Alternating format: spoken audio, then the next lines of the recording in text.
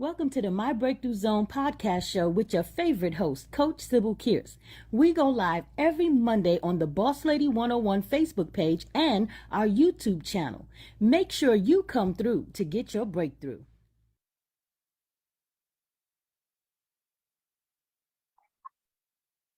Hey, everybody, welcome to the My Breakthrough Zone podcast show with your favorite host, Coach Sybil Kears.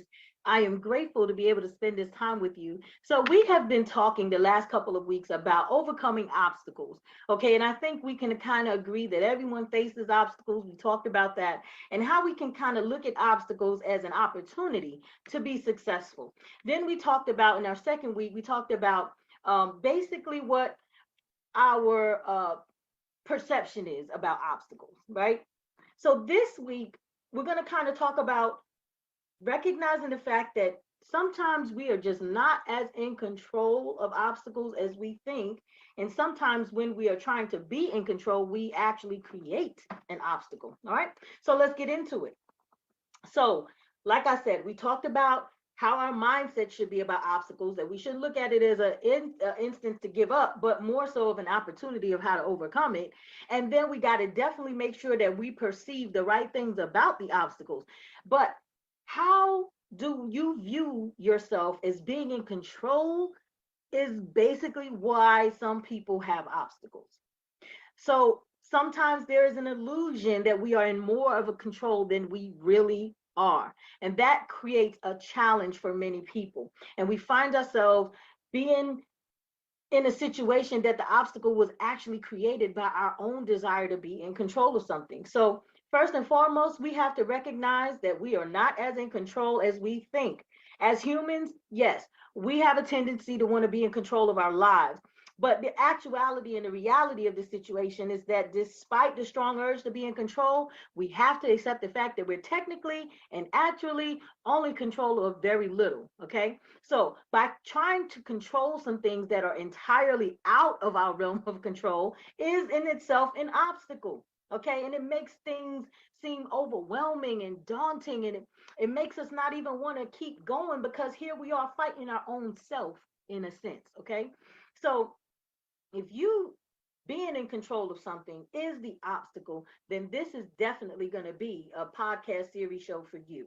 You definitely want to pay attention, okay? Because so many people create countless obstacles solely by trying to be in control of things that are out of their control. That is not an obstacle that you want to strive to overcome. That is an obstacle that you want to strive to let go of, okay? That's your way of overcoming it, letting it go. So the question is, how do you know when to let go? Well, because of the control issue, many of us are holding on to these made up obstacles that we have no business holding on to. Okay.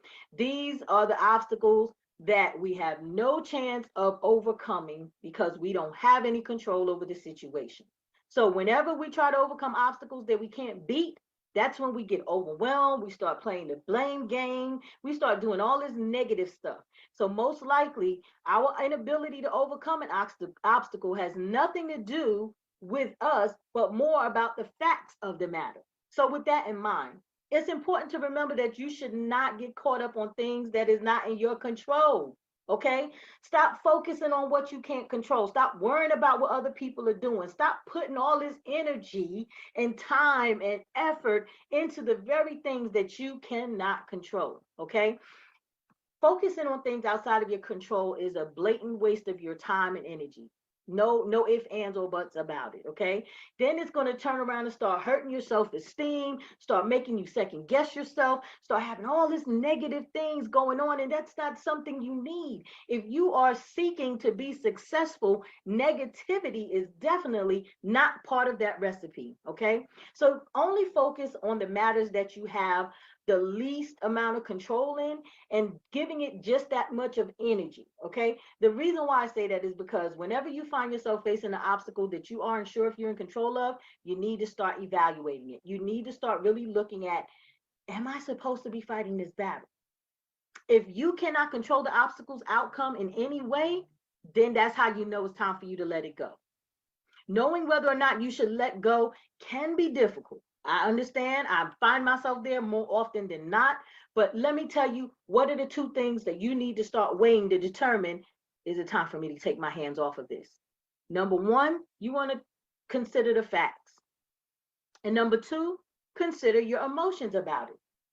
So, what do I mean? I'm glad you asked. The facts of the obstacle and your emotions will determine whether or not you're in control of the outcome and whether or not you should let go of it. So the facts of the obstacle include anything that is a requirement for the obstacle to be overcome. For example, let's say the obstacle is that you lost your job and that you need money. That's your obstacle. Your source of income is no longer in effect and you still need to have income. So the facts would include, how long can you go without an income? How many people are dependent on your income? And anything else that can be objectively determined based off their fact. Now, if we understand this to be the case, there is no way around the fact that you need income to survive. But is it in your control right now without a particular source of income to get it? Okay, so now here's the thing. You have to determine, is that something you need to continue to pursue, or is it something you should let your hands go of? Now, I know you may say, well, coach, I mean, who can survive without money? That's not the point of question. What I'm getting you to show, what I'm showing you in this example, what I want you to get out of it is how to determine what is the facts of the scenario. That's a fact. You need income. That's a fact. You need to have a source of income to have the income. That's a fact. That your source of income is necessary to keep your family stable. That's a fact. So now, whatever the obstacle that you are facing, learn how to identify the facts of the situation. You didn't talk about your emotions. You didn't talk about being upset about losing your job. You didn't talk about anything of an emotional state. The only thing we concentrated on in that scenario was learning how to pull the facts of the obstacle, okay, to legitimize whether or not this obstacle is something within your control or not. The facts will help you determine that. The fact of the matter is, you definitely need income in order to survive. You need income to support your family. That is a no-brainer. And you have to have a source to give you that income. Facts. Okay? So, moving on, let's talk about the fact of, let's talk about emotion. Okay? So, once you identify the facts surrounding this obstacle, now we got to consider our emotions. And here's where some people kind of get overwhelmed. Your emotions will largely determine if the obstacle is worth it to you. Sometimes the obstacle is in your control and the facts allow you to overcome it. Nevertheless, your emotions, on the other hand, may tell you that the obstacle is not worth it. So let's look at another example. Assume that you are in a relationship and now your partner gets a new job way across country, some other state, some other country, whatever. Okay. And they have to move away in order to have the job. Now you're faced with an obstacle. The obstacle in hand is, do you move with your partner or do you endure a long distance relationship? What do you feel about that? Now, some people can have the long distance relationship. It may work for some, but not everybody can. Where is your emotional state about that? Okay. So now you have the facts of the situation. The facts of the obstacle is that the job has to be received, and in order to get it, the partner has to move. But your emotions about that, is it worth putting yourself through a long distance relationship? Is it worth you uprooting everything you have going on to go follow behind this person? Is it worth it? What does your emotions tell you? Just take a moment and try to savor that for a minute and place yourself in those shoes. Now you understand how to differentiate the facts, and now you understand how to consider your emotions. Because here's the thing, the facts will tell you that you have the obstacle indeed. You are here with someone you have a relationship with, and now there's something that came that has to separate you two. The emotional state of it is determining, are you going to keep the relationship, closing the gap by moving? Or are you going to keep the relationship and suffer because you are not the type to endure a long distance relationship and have all that heartache? Or are you going to let it go? Can't make the decision for you, but here you now have a way to determine Is this obstacle worth me trying to control? Is it worth me trying to force? Is it worth me continuing to try to make it happen? Or is it worth me letting it go? Okay. So both of these options are doable, going long distance relationship. But if your emotions tell you that you don't want to move and you can't tolerate a long distance relationship, then the obstacle is not worth it. That means you are potentially about to face a breakup. Okay. So by looking at the facts and your emotions, you should be able to determine if the obstacle is worth it. If the obstacle is not, then that means let it go, give it up, move on with your life. Okay, this may take a lot of strength, resilience, and the whole nine, but it will, in the long run, make your life easier. Holding on to something you can't control does not simplify life. In fact, it complicates it. Okay, so you have to know how to let go of the control in order for you to move on. In order to do that, you have to recognize when to let go, how to let go, and the point blank period. The only way to do that is to take an assessment of yourself. What are the facts? What are the emotions? How do you feel about it? And what are you willing to do to make it work for you? For most people, it's not an easy feat. Here are some action steps that can help you. If you find yourself knowing that you should let something go, but having a difficult time doing so, okay? Because listen, letting go of control that of something you don't have control over, you will find yourself getting back to living a life that you can enjoy. So, step number one, focus on what you can control. The first step to letting go of control is to focus on what you can control and then recognize and acknowledge what you can't. What you can control only relates to you, and the list is very small, whether you realize it or not. Things like your appearance, your mindfulness, your aspects of your health, your attitude, your productivity. These are examples of things that are within your control. Okay. So any situation that involves another person is not entirely in your control. You can control how you respond to other people, but you cannot control how they act in a situation. And I think sometimes people get hung up there, and I'm gonna just put a pin in it. A lot of people are in unhappy situations because they've found themselves in a situation or in a relationship that they are not satisfied with. And instead of letting it go, they're holding on, trying to manipulate it and mold it to become what it is they want. You know, the thing of the matter is, when you are dealing with people, when you establish a relationship, whether it's romantic, platonic, professional, spiritual, whatever it is, listen, accept people for who they are. Let go of the desire to control them to be who you want them to be. You will find that these obstacles will no longer be prevalent in your life. You will be able to have peace. Sometimes your mental health and your peace is way more important than trying to control somebody. Okay. And maturity allows us to say, that's not my fight. I'm going to let it go. All right. Control the things that are of you that you know you can. Let go of the things that are not of you that you can't control. It's almost that simple. Okay. Next thing you want to do is take notice of your reaction pattern. Okay. Your reaction pattern is how you react to another person or situation. Most of the time, our emotions lead to our reactions. Now, I'm going to put a pin in it right there. Part of some of the things I coach women on is emotional intelligence. Listen, most people react. Something is a stimulates them and they react. It almost seems natural to do. But here's the thing. When you understand what emotional intelligence is and you increase your emotional intelligence, you learn how not to react, but better yet, respond. Because something happens when something erupts and you have something that stimulates your emotions, it stimulates your senses, and now you feel a desire to react, but you pause and you let it process.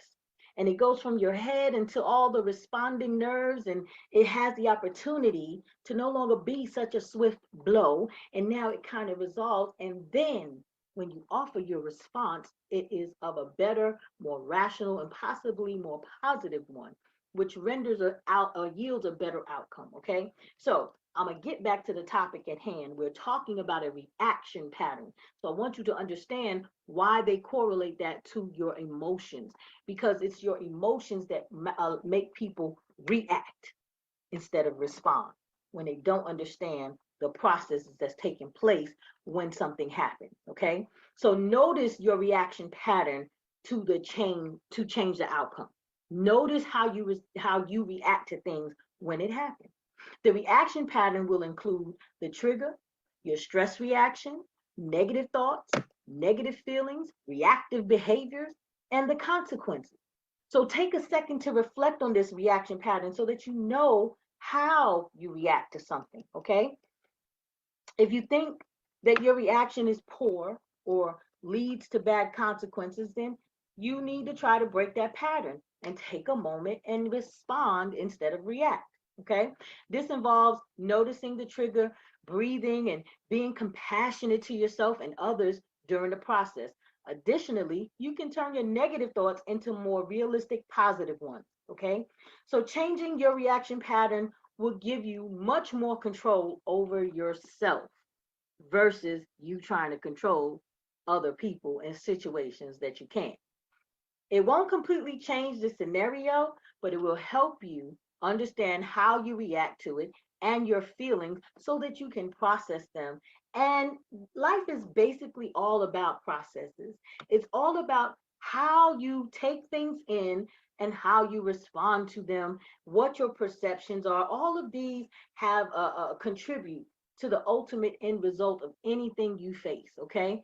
But in the event you find yourself still not able to respond because your emotions cause you to react and you have all these negative things going on as a result of your reaction pattern, then try some affirmations. Okay, affirmations are one of my favorite things to do because it helps. Okay, so if you are literally like a control freak, if you literally find yourself unable to let go of things that are out of your control, then try these quick affirmations. It may help change the way you think. You may have to repeat them several times until let it sink in so that your mind will start believing what you're saying. I let go of the need to control others. I let go of anything outside of my control. I control myself and my happiness. I only control myself and my reaction. Write those down, say them. Learn to let go of those obstacles that you can't control. It's taking your time, it's taking your energy, and you're not getting any results from it. Okay? So, just to recap, our need for control turns things that we should let go into obstacles. Learn how to identify when obstacles are not worth your time. Then work to let go of your need to control everything to get back to your life and only face those obstacles. Reserve your energy for those obstacles that are worth your time, that are worth your perseverance, that are worth your pressing through, that is worth you getting to your breakthrough. Come on, somebody. I know you understand what I'm talking about. The whole point in case that I want you to know during this overcoming obstacles series is just remember that everything is a process. Everything has steps. Everything is all about how we get things done. If something we're holding on to is preventing us from getting it done, then sometimes the resolve is to let it go. Just let that sink in and just look at it, whatever you're facing, whatever you've been tussling with, whatever you've been wrestling with, and taking that opportunity to entertain the notion that maybe I just need to let this thing go. Maybe it's not for me to try to control. Maybe I have some other things that are in my control that I should be focusing on. Just food for thought. But nonetheless, I thank you for your time. I thank you, and I hope that you took notes. And I hope that this resonated something in you in facing whatever you're facing right now. Okay, or something you could use in the future. But next Monday, we will come back and we will talk about identifying obstacles. That will be the next series. Let's talk about how we can identify the obstacles that are actually worth our time, right? So come back, tune in. We'll be live on the Boss Lady 101 Pro page, Facebook page. Swing by there real quick. Give us a like. Check us out on YouTube. Give us a thumbs up. Subscribe to the channel so we can keep you updated with all future episodes of the My Breakthrough Zone podcast show. Again, I'm your favorite host, Coach Sybil Kears, and I enjoyed this time with you. Come back and see us again next Monday, okay? Much love and success. God bless.